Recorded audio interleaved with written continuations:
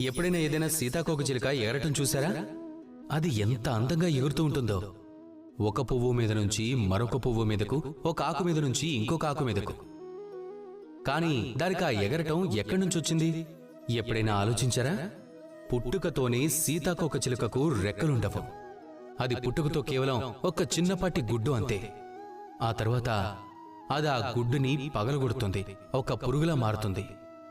మెల్లమెల్లగా పెద్దదవుతుంది, దాని శక్తి పెరుగుతుంది. ఆ తర్వాత అది తన లార్వాను చీల్చుకొని తన రెక్కలను విప్పుతుంది. ఈ ప్రక్రియ తనకు తేలికైంది కాదు, చాలా బాధాకరమైనదవుతుంది. కాని తన ఆ బాధను స్వీకరిస్తుంది.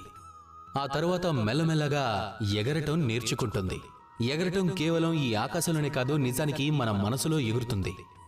ఒక గుడ్డు నుంచి సీతాకోకచిలుకలా మారే ప్రయాణం ఎంత కష్టమవుతుందో అంతే కష్టమవుతుంది ఈ ప్రపంచంలో మంచి పనులు చేయటం.